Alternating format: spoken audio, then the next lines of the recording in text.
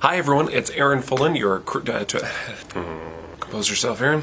And a beam of light. Next scratch. Hi everybody, Aaron Fullen here. I'm the tourism coordinator for Fulton, Illinois. Dressed down a little bit, a little casual today. Why? Because I didn't really have a reason. No, I do. I'm wearing flannel because it's fall, and in 2 days we have our, is it 2? 3.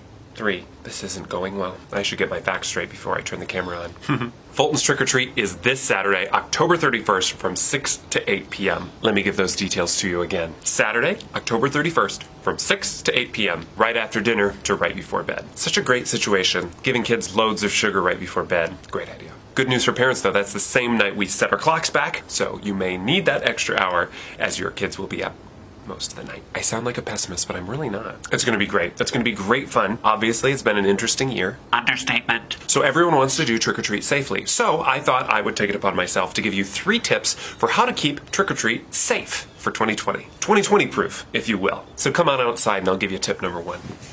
Okay, tip number 1, keep the candy clean. Gotta keep the candy clean. The obvious question is, Aaron, how do I keep my candy clean without having to wipe down every individual piece of candy? Elementary, my dear Fultonians, we create a candy bath. Yes, a candy bath. What goes in the candy bath? Just a few simple ingredients. Water, the essential of life. Apple cider vinegar, it's a great cleaner. Kills everything, but it's natural.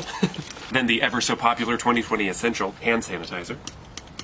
4 or 5 pumps. Dawn dish soap works for ducks. Why wouldn't it work for candy? Mix it together real nice. Get some suds going here. The last 2 ingredients are totally up to you, but I like to add a little Glade just to make it smell good, and a little cinnamon just to make it fall. There's some sort of chemical reaction going on here. Then the last, final, important ingredient, the candy. Make sure they're individually wrapped. And that's tip number 1.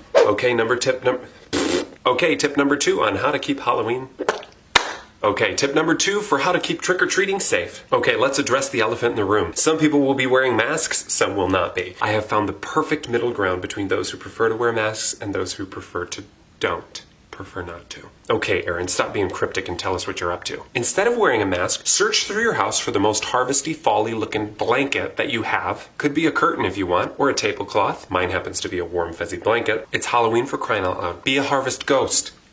Harvest ghost. Get it? If you're passing out candy as the harvest ghost, it's safe, it accomplishes the same thing as a mask, but it's a little more comfortable because it's soft and fuzzy. And that wraps up tip number 2. Let's head on over to tip number 3. Okay, our third and final safety tip has to do with how you pass out the candy. Simply passing the clean candy from the clean candy bath to a dirty, filthy pumpkin basket will not do. Those days are over.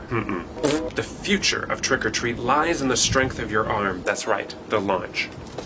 Now, when you're throwing candy at children, it is important to remember that aim is vital. It's essential. Anything below the knees is ideal. Anything above the waist is really, really bad. So do what you can. It is safer to launch, but obviously there are risks involved. But hey, no one said safety doesn't hurt.